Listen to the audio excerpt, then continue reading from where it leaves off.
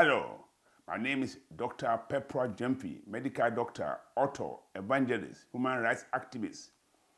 I want to introduce to you my latest book, Diary of a Baby, an African village life as told by a baby.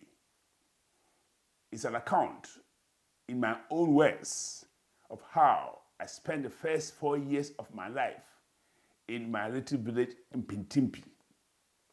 To whet your appetite, I'm reading the first few pages. It's an account of my arduous journey from mother's womb to the tropical heat of my little village. I hope you enjoy it. Please pay attention. Don't go away. Hey, what's going on here? Everything surrounding me seems to be moving in angry waves.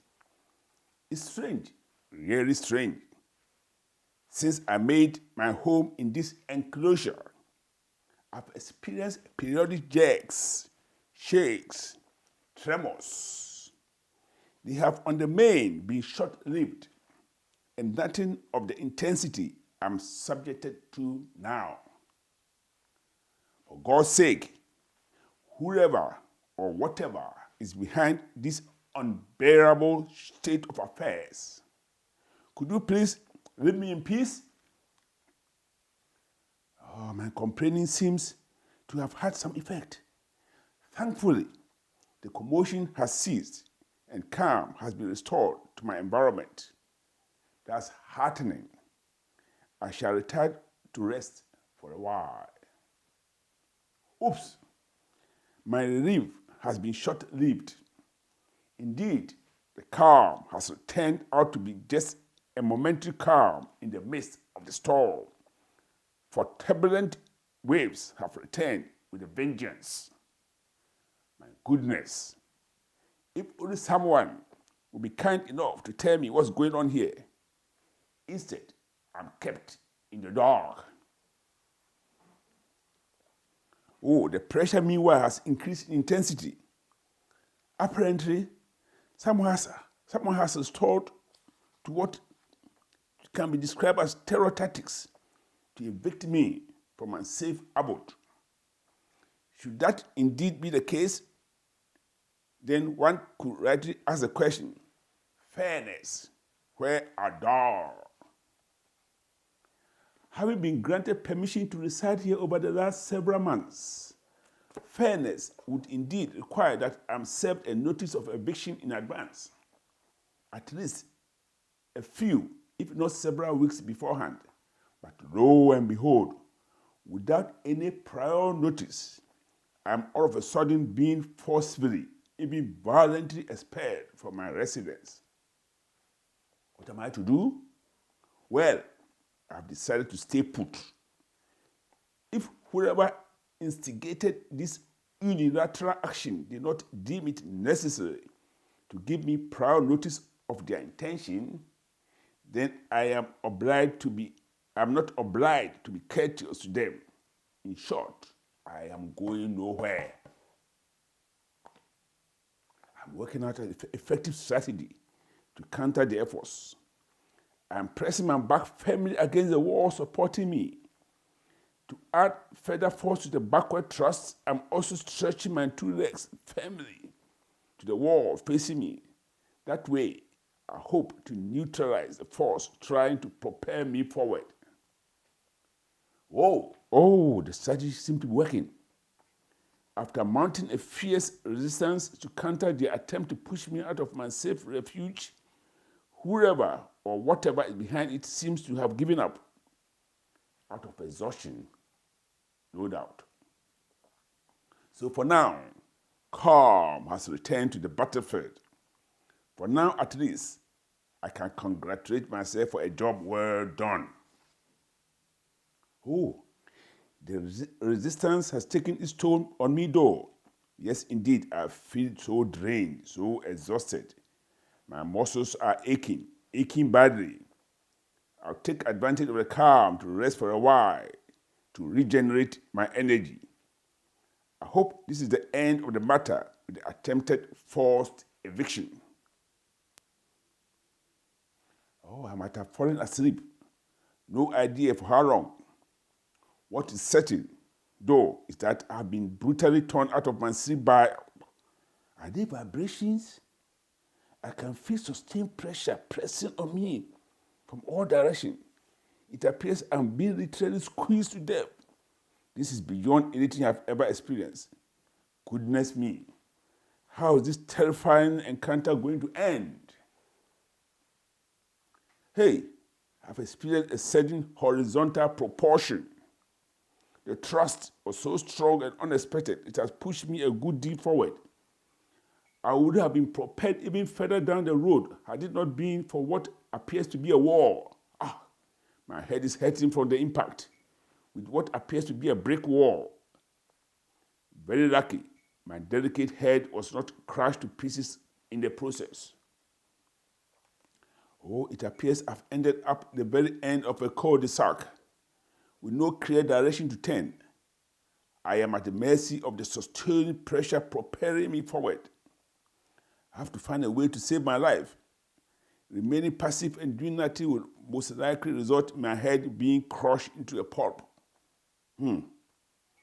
Though it's dark all around me, I've figured out that the passage through which I'm being propelled is not a dead-end street, as I thought. To my relief, I have established it makes a bend to the left. I will thus have to make a left turn so as to follow the course of the path. On second thought, it has dawned on me that such a step could end up facilitating my expulsion. Still, I'll opt for that option. It boils down, in my view, to sticking to the lesser of two evils. I am not immediately able to put my plan into action. For whatever reason, the force that I just referred to has abruptly subsided. The saying has it that it takes two to tango. Under the circumstances, I have no option but to put my plans on hold for now. I am taking advantage of the tranquil situation to rest a while. I need to regenerate my strength. On the basis of my experience of the force acting on me for just now, I can only assume that the quiet will not last for long, and that is exactly what has turned out to be the case. Indeed, hardly had I closed my eyes to sleep than the propelling force returned with a vengeance. I took advantage of the situation to put the plan I just referred to into action, and it worked. So for now, I have been pushed leftwards along the brick wall. I have taken advantage of a decrease in the pressure acting on me to quickly examine my immediate surroundings. Though I initially thought I was imagining things, there seems indeed to be a ray of light not very far ahead of me. What then can the source of light be? I can only wonder. Once again, I can feel the effect of the thrust acting on me. Slowly but surely, I'm being gradually pushed forward towards what, without doubt, now appears to be a source of light. Alas, my head has emerged out of the tunnel. Hey, I can sense a change in temperature.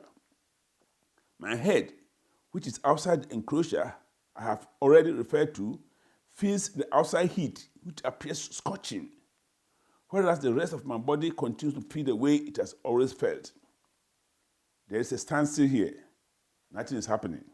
Indeed, for a while, nothing has happened. There is indeed no movement or activity at all. Initially, I thought once the pressure has succeeded in thrusting my head out of the enclosure, it will be sustained until I'm completely exposed. Strangely, that has not happened. Instead, the momentum has all but evaporated. Oh, I have been stuck in this position for what appears to be ages. I am in a kind of no-go situation. I'm unable to push myself backwards. Neither am I able to move forward. I am not feeling right. I'm short of breath. I feel like passing out. Hey, someone, please get me out of here, or else push me back where I was feeling comfortable. Shh. I need to be silent and pay attention. For the first time, I can hear what sounds like shouts of press, press, press. The shouts are met with what appears to be groans of agony. Who then is the individual who, judging from the groans, appear to be in such a pain? And who has the audacity to shout, press, press? As someone who is, judging from the groans, appears to be in such excruciating pain. I might have nodded off for a short while to be awakened by the resumption of the pressure I've been dealing with all along. It has all of a sudden increased in intensity to the extent of causing me to fear being crushed to death. My whole body is aching. I'm not getting air. Oh, I'm suffocating. I'm being literally strangled to death. I can no longer bear this hairy situation. Whoever brought me to this precarious situation, please help bring it to an end, dead or alive. I can't take it any longer. The same pattern continues to repeat itself. The sudden increase in the forces acting on me have been followed by unexpected respite. Some time has elapsed.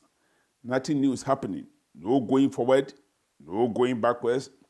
I wish I could indeed do something to influence the situation, but I cannot. The groaning has not only increased in intensity, it also appears to be drawing closer and closer to me. The close proximity of the moaning leads me to think that perhaps I am stuck within the body of a person who appears without doubt to be experiencing a great deal of distress. Me stuck in the body of someone? I have for a while been aware of my situation, that I happen to be in an enclosed space surrounded by fluid, and it seems the enclosure happens to be within the body of an individual. That is something I can hardly take in. If it turns out to be the case, how did I get there? Despite the incessant shouts, press, press, press, nothing is happening to me. Indeed, there has been a pause in activities in and around me. I'll take advantage of the calm to rest a while. It turned out to be short-lived indeed. Hardly had I closed my eyes in sleep than I was awakened by yet more cries of press, press, press. The voice behind the latest order to press, press, press is different from all the previous ones. In fact, whereas the previous command sounded high-pitched, the one I just heard is deep-toned. The intervention for the newcomer seems to have had the desired effect. Suddenly, the pressure on me intensified, leading to my body being thrust a good distance forward. Now my neck and parts of the upper part of the chest have also emerged out of the tunnel. The new developments have been met with a great deal of excitement by those who seem to be behind the plot to evict me out of my rented accommodation. Yes, my safe haven.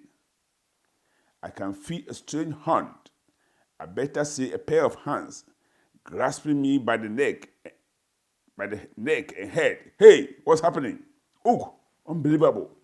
But true, I'm being pulled, or should I say extracted, out of the tunnel. Hey, you, don't you have any laws in your country? Indeed, is it lawful? Is it a lawless society? You do whatever you wish with the body of an individual without first agreeing to their consent, right? Hey, please be careful. Don't break my neck. Hey, my body parts are very fragile, don't you know? Oh, that was a touch far from tender. My pleas indeed seem to have fallen on deaf ears. I may be wrong in my assertion. The impression I have so far of the individual bent on evicting me from this safe habitation is that they are indeed bent on achieving their said goal without taking into consideration the trauma, indeed the discomfort being caused to me. At last, I have been completely expelled from my safe haven. The person from whose body I emerged is sitting on a wooden chair. She seems to be in agonizing, indeed excessive pain.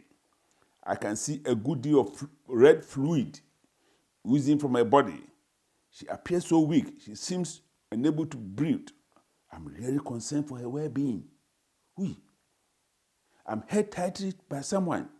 There's yet another person around.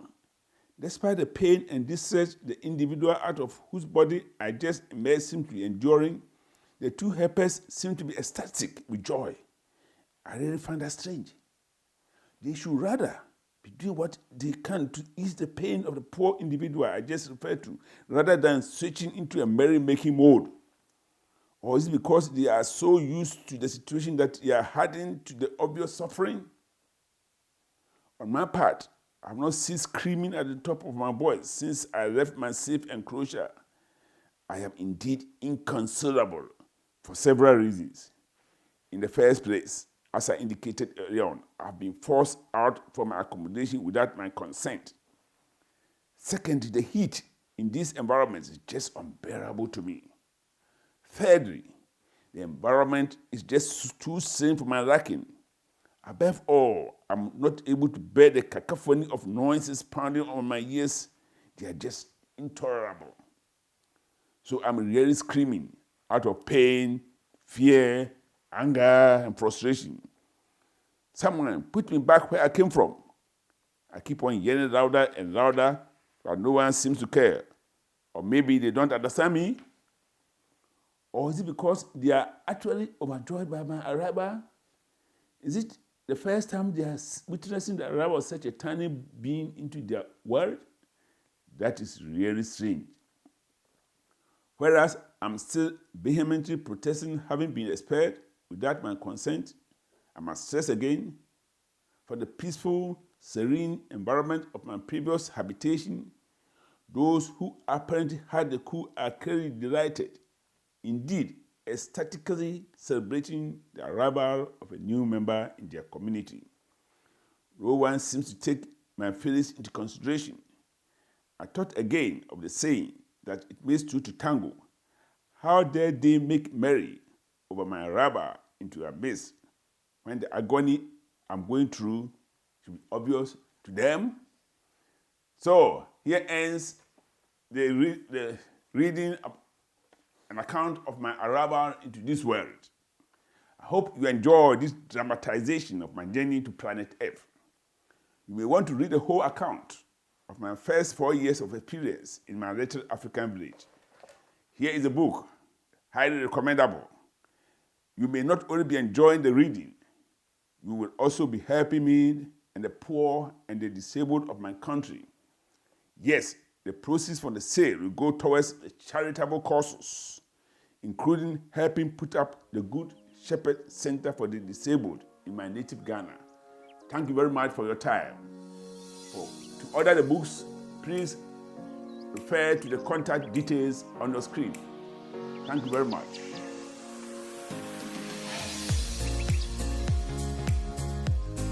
To order this book, visit www.peprajumfi.com or call +44 0794 472 004 +44 0794 472 004.